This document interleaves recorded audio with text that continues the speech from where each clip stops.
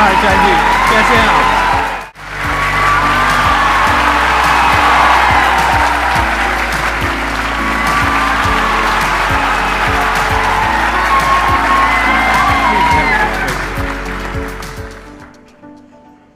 इससे पहले कि ऑडियंस आपसे कुछ पूछे या इंटरेक्ट करे, मेरे माइंड में एक क्वेश्चन है आपके लिए जी। जो बच्चे हैं वो आपके इतने दीवाने क्यों हैं, इतने पागल क्यों हैं आपके पीछे? मतलब मेरे कमेंट सेक्शन में भरा पड़ा था खान सर कब आएंगे, खान सर कब आएंगे। मतलब ऐसा क्या जादू कर दिया आपने बच्चों के ऊपर? ये सवाल हम आपसे भी पूछते हैं, हमारे पे भी इतना कमेंट आया, इतना मेरे तो ऑफिस में लोग चले आए कि सर कब जा रहे हैं। अच्छा। क्योंकि हम लोग का तो एग्जैक्ट है वही पढ़ाना है। हाँ। तो देखिए हम लोग का मेन है कि बच्चों को जो जरूरत रहती है कि अगर लड़का पढ़ने आया रहा ना उसके मन में कोई डाउट ना रह जाए, हम उसको कहते हैं कि हम तुम्हें पढ़ा रहे हैं, दम है तो भूल के दिखाओ, याद करके नहीं।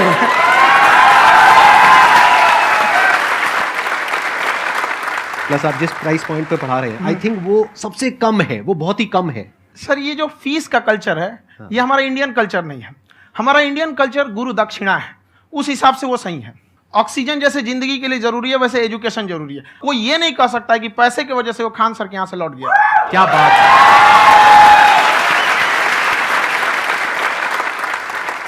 मैंने देखा कि आपका ये जो चैनल है कि ये पिछले 3 साल के अंदर अंदर ही ग्रो किया है। हमको जब चैनल शुरू हुआ तो एक दिन में हम 4-5 वीडियो बनाए। एक हमको कुछ आता, आज भी नहीं आता इतना, तो हम देख के कैमरा उमरा तो हम कंफ्यूज हो गए, बाप रे। तो हम एक ही दिन में वीडियो शूट किया, पढ़ाने वाला टॉपिक था हमको। उसके बाद कभी वीडियो नहीं, 6-7 वीडियो एक ही बार शूट कर लिए। और एक जो थे जिनका कैमरा वगैरह था, मेरे पास कैमरे भी नहीं थे उस टाइम, और कैमरा 35,000 का था, तो 6 महीना इसी में लग गया। जो 35,000 इसी में फंस जाएगा। तो उनके कैमरे से शूट किए, उन्होंने कोई चार्ज लिया, उसके बाद हम छोड़ ही दिए। लॉकडाउन लगा तब हम कहें आप कैसे पढ़ाएंगे, वो तो 1 दिन 2 दिन करते करते अचानक लंबा हो गया। तब हमको याद आया कि ओहो मेरा एक चैनल भी है वहाँ पे। तो उस समय उस पर लगभग 30,000 सब्सक्राइबर हो चुके थे।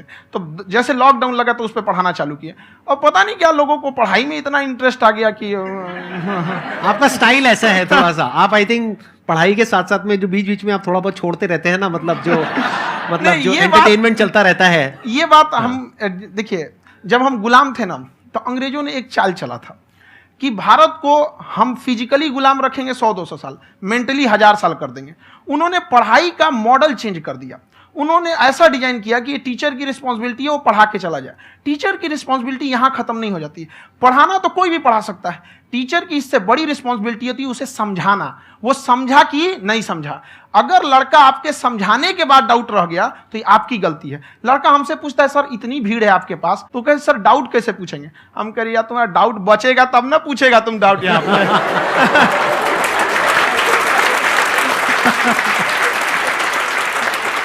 कॉन्फिडेंस नेक्स्ट लेवल है खान सर का, मानना पड़ेगा। और शायद यही वजह है इनकी जो ग्रोथ है उसका। किसी ने शायद सपने में भी नहीं सोचा होगा कि पिछले 2 साल के अंदर अंदर जो आपके चैनल की ग्रोथ हुई है, जैसे आप खुद ही बता रहे हैं कि लॉकडाउन के टाइम पे आपके 30,000 के करीब सब्सक्राइबर्स थे, आज की डेट में 17 मिलियन है। और मेरा एक क्वेश्चन और है, इससे पहले कि ऑडियंस में से आपसे कोई क्वेश्चन पूछे, कि कई बार आप ऐसे भी टॉपिक्स टच करते हैं जो थोड़े से कंट्रोवर्शियल हैं या थोड़े से सेंसिटिव हैं, जिसके ऊपर बात करने की हिम्मत आई थिंक बहुत ही कम लोगों में है। तो आपको कभी ये नहीं लगता है कि कहीं ज्यादा तो नहीं हो रहा है, इसको थोड़ा रोक देते हैं, थोड़ा कम कर देते हैं? क्योंकि कोई लाइन ही नहीं है वैसे तो बोलने को, तो आप कुछ भी बोल दो, कितना भी बोल दो। हुई है कंट्रोवर्सी बहुत बार। एक्चुअली बचपन से हमको फौज में जाना था, और फौज वालों के लिए ये सब मायने नहीं रखता। उसको करना है मतलब करना है, तुम सामने कुछ भी रहो, डजंट मैटर।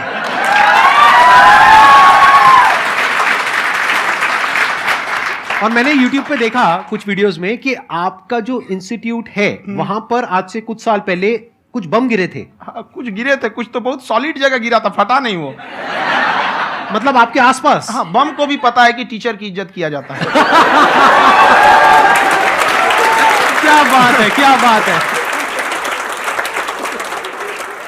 मैं समझ पा रहा हूं कि ये आपके अंदर जो एटीट्यूड है ये कहां से आ रहा है, क्योंकि आप बचपन से ही फौज में जाना चाहते थे, तो आप जंग के मैदान में ही खड़े हैं एक तरीके से। बस फर्क ये है कि आपके हाथ में कलम है, हथियार ना हो करके। हथियार से एक आदमी की जान जा सकती है, हाँ। कलम से बहुत ताकत होता है। शिक्षा एक ऐसा हथियार है ना, हर कुरीतियों से लड़ सकता है, हर तरह की समस्याओं से। और ये एक ऐसा हथियार है, मेटल डिटेक्टर में भी नहीं पकड़ाता है।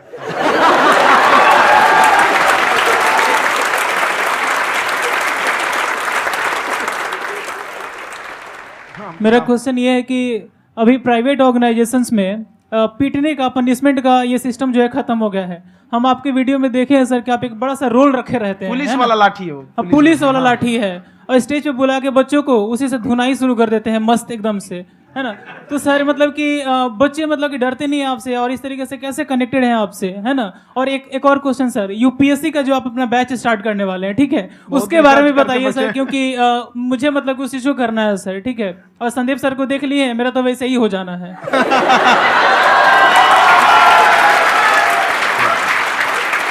क्या हो जाना है? मेरा पूरा कंप्लीट करो। I'll be an IAS officer next year because I have seen you, sir. My day is like complete, sir. All the best. Thank you so much, sir. Thank you. पूरा बोला करो। Thank you.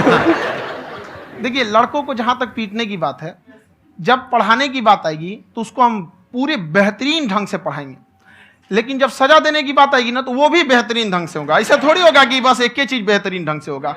और डर का होना बहुत जरूरी है। ये डर भी अपने आप में एक मोटिवेशन है, क्योंकि जब आपके अंदर एक थोड़ा सा डर रहे ना, तो डर के भागिए मत। एक ऐसा डर जिसको आप लगे कि नहीं नहीं थोड़ा सा और करने की जरूरत है, फिर तो ये हम इसको क्रॉस कर जाएंगे आप। तो लड़कों के अंदर ये डर बनाना भी जरूरी रहता है। और रही बात यूपीएससी वाले की, जो आपने बोला, बहुत सारे लड़के वेट कर रहे हैं यूपीएससी की, क्योंकि 2-2.5 लाख फीस सारे लोग एफोर्ड नहीं कर सकते। और हमारा वही रहता है, हम तो ज़्यादातर हमारे स्टूडेंट देखेंगे तो किसी के रिक्शा वाला, सब्जी वाला, यही लोग, इनको तो 2.5 लाख रुपया इनके पास पूरी संपत्ति नहीं होती है, फीस कहाँ से भरेंगे वहाँ पे, उसके बाद रहेंगे कहाँ से? तो ऑल ओवर इंडिया से, कश्मीर से कन्याकुमारी तक, गरीब से गरीब भी लड़का उसको पढ़ सकता है। यही कुछ 1000 रुपये मंथली, 12-14 हज़ार साल का पड़ेगा, खत्म हो जाएगा इतना में।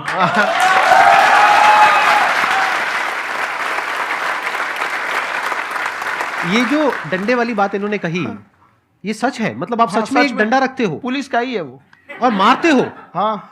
कि मतलब अगर कोई लड़की छेड़ता है या ऐसा कोई भी उल्टा नहीं, पुल्टा काम पढ़ाई करता लिखाई है, कुछ भी गलती करेंगे तो पिटाएंगे वो यहाँ पे, कैमरे पे, ऑन कैमरा, जैसा भी रहे, कुछ भी पिटाना तो उनको फिक्स है।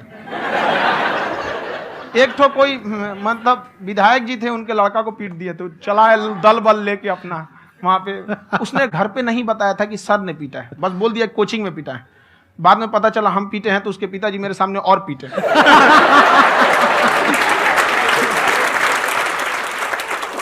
सर आपका सबसे बड़ा डर क्या है, आप दोनों का? फौजी को डरे नहीं लगता है, बाकी अब सर से पूछिए। आज के सेशन से पहले कोई डर नहीं था, लेकिन अब मुझे इनकी डंडे वाली कहानियां सुन करके डर लग रहा है कि कहीं मैंने गलती से कुछ बोल दिया अरे ऐसा और नहीं। इन्होंने कहीं पीछे कुछ रखा हुआ है, और यहीं आ करके अगर इन्होंने मेरी पिटाई कर दी तो बहुत बुरा हो जाएगा। तो इसलिए हमको थोड़ा डर लग रहा है।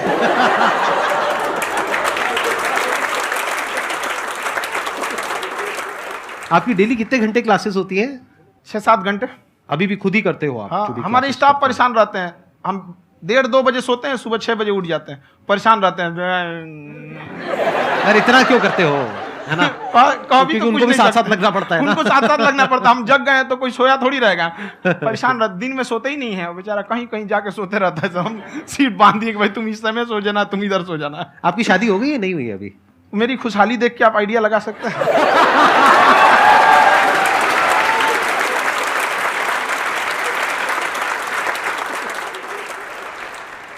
First of all I would like to say sir thank you so much to you and to your team कि आपने मुझे यहाँ आने का मौका दिया।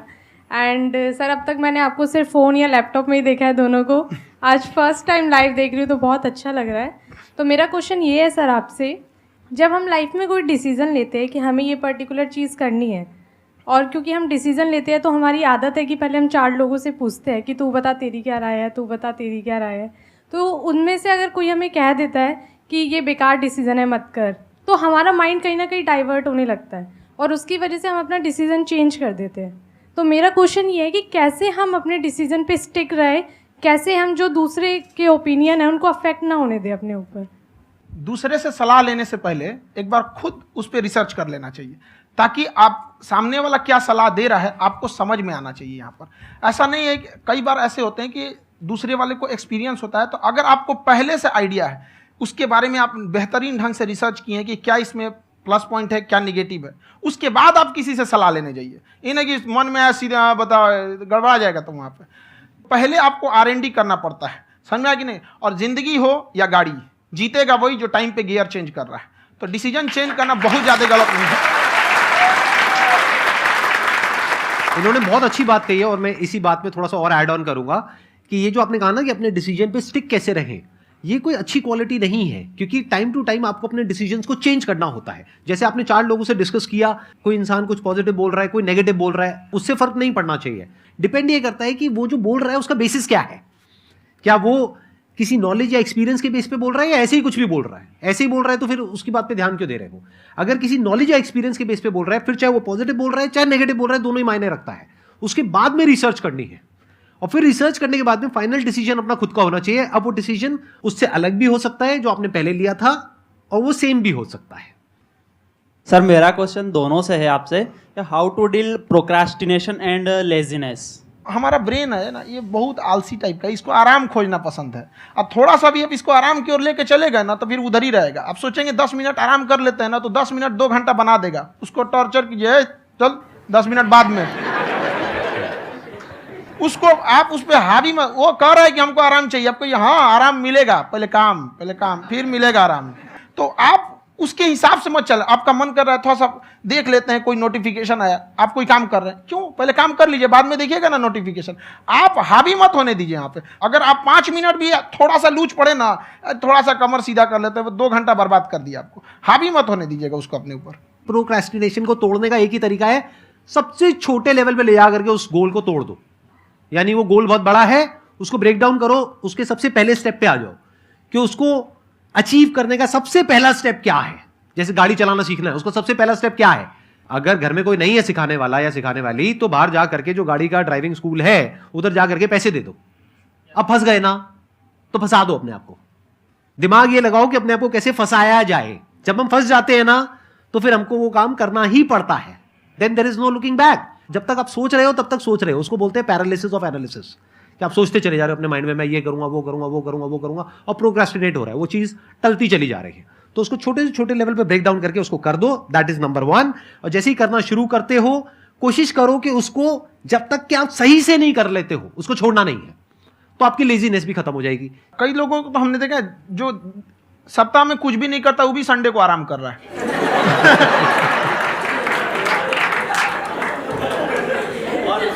वैसे कहा भी जाता है कि अगर कोई काम आपको करवाना है ना तो ऐसे किसी इंसान को दो जो बिजी है। हाँ। ऐसे आदमी को मत दो जो खाली है। ये परफेक्ट एग्जाम।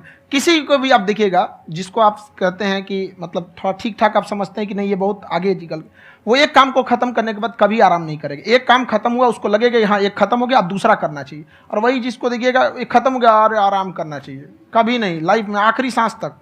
सर यहाँ पे सब हिंदी में पूछते हैं, इंग्लिश में पूछते हैं, मैं भोजपुरी में पूछूं?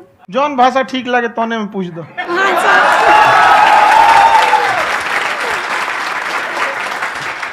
सर ये पूछे के चाहते नहीं कि जैसे हमने क्या पढ़ाई करी नहीं सर, तो कभी कभी डेली टारगेट्स जो होला वो कंप्लीट ना होला। अगर टारगेट्स कंप्लीट भी होला तो फिर ऐसा इरिटेशन या फिर वो एंजाइटी या फिर कि और करना है या फिर अभी नहीं हुआ, वो चीज़ हमेशा रहेला। तो वो कम कैसे करल जाए? देखिए टारगेट्स को ना हम लोग को एक अपने हिसाब से पहले फिट करना चाहिए। ऐसा नहीं कि दूसरे किसी इंसान को देख के हम टारगेट फिट कर ले। कोई लड़का 8 घंटा पढ़ रहा है, कोई पहली बार अभी पढ़ना ही चालू किया, उसको देख के 8 घंटा पढ़ेगा तो पढ़ाई छोड़ देगा। तो आप अपनी क्षमता के हिसाब से देखिए कि आप कितना पढ़ सकते हैं। अगर आपने एक घंटे को बना लिया कि हम 1 घंटा पढ़ सकते हैं, अगले 1 हफ्ते तक उसको सस्टेन रखिए। जिम में कैसे करते हैं लोग, पहले दिन उठा लीजिएगा 1 क्विंटल तो हार्ट अटैक हो जाएगा। तो वो धीरे धीरे टारगेट सेट कीजिए और अपनी क्षमता को भी देखिए। हर इंसान की क्षमता अलग है। कंगारू को देख के हाथी छलांग मारेगा, पैर तोड़ के बैठ जाएगा।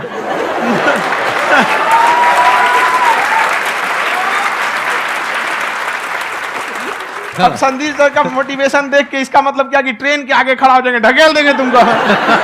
हालांकि ऐसा कर देते हैं, लेकिन ऐसा करिएगा लोग नहीं, क्षमता पता होना चाहिए। आपके अंदर एंजाइटी हो रही है कि मैंने कर तो लिया है, आप ये नहीं कह रहे कि मैंने कुछ भी नहीं किया है फिर मेरे को एंजाइटी हो रही है। आप ये कह रहे हो मैंने काफी कुछ कर लिया है फिर भी एंजाइटी हो रही है कि कहीं कुछ छूट तो नहीं गया है।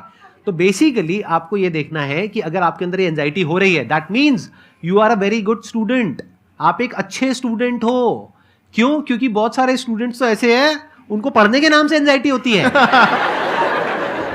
तो आपको एंजाइटी हो रही है कि मैंने पढ़ लिया, दिन में मानो 8 घंटे का आपने टारगेट सेट किया और 6 घंटे पढ़ लिया, या मान लो 8 घंटे भी पढ़ लिया, फिर भी एंजाइटी हो रही है कि मैंने 10 घंटे नहीं पढ़ा। तो ये तो अच्छी क्वालिटी है ना, ये तो एक ब्रिलियंट स्टूडेंट की क्वालिटी है, क्योंकि एंजाइटी उसी को होती है जो केयर करता है, जिसको परवाह है, उसी की तो एंजाइटी होती है। जैसे माँ को अपने बच्चे की, जैसे एक माँ को अपने बच्चे को लेकर के एंजाइटी होती है। हंस लो मजाक उड़ा लो मेरा। कोई बात नहीं, एडिट कर देंगे इसको हम। हाँ।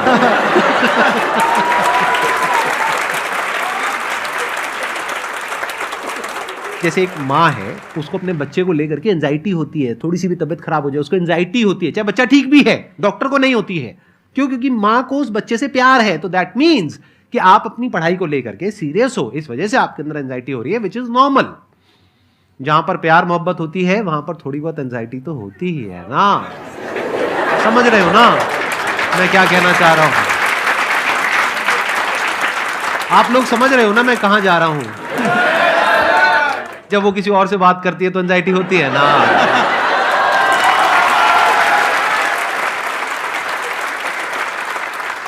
सर आपकी स्टोरी हमने सुनी थी, तो एक टाइम आया था जब आप गंगा किनारे जाके बैठ गए थे, उस समय आपको कुछ समझ नहीं आ रहा था। तो उस समय मतलब आपने ये डिसीजन कैसे लिया कि अब आगे नहीं, यहाँ से वापस जाना है? रास्ता ही नहीं था।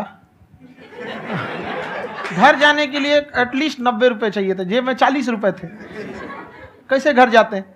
और हम गंगा के किनारे चुपचाप बैठे बैठे हम कहें कि अब बहुत टेंशन हो गया, अब घर जाना चाहिए। रूम पे तो किराए के रूम पे ही आदमी सारे लोग रहते। गए वहाँ पे तो रूम लॉक हो गया था। तुम खटखटाए तो ऊपर से गुस्सा से बोले जो ऑनर थे, क्या टाइम हो गया है? तुम कहीं 9-10 बज रहा होगा। घड़ी देखिए तो 2 बज रहा था रात का, 2-2:30 बज गया था वहाँ। टेंशन में आप तो होता है, कई बार ऐसा समय आएगा कि लगेगा जैसे अब कुछ नहीं हो सकता है। तो इससे घबराना नहीं है। कभी कभी गुच्छे की आखिरी चाबी भी ताला खोल देती है। जो बातें आपने बताई कि घर में प्रॉब्लम्स ये तो बहुत लोगों ने फेस करी वहां पर, आप अकेले नहीं है, बहुत लोगों ने ये प्रॉब्लम्स फेस करी, बहुत तरह की प्रॉब्लम्स देखी, बहुत तरह की स्ट्रगल्स देखी, लेकिन वो सब इतने कामयाब नहीं हो पाए जितने कि आप हुए। तो आपके अंदर ऐसा कुछ ना कुछ है जो औरों के अंदर नहीं है। तो वो मैं जानना चाह रहा हूं कि वो ऐसा क्या था जहां से कि आपका दिमाग यहां तक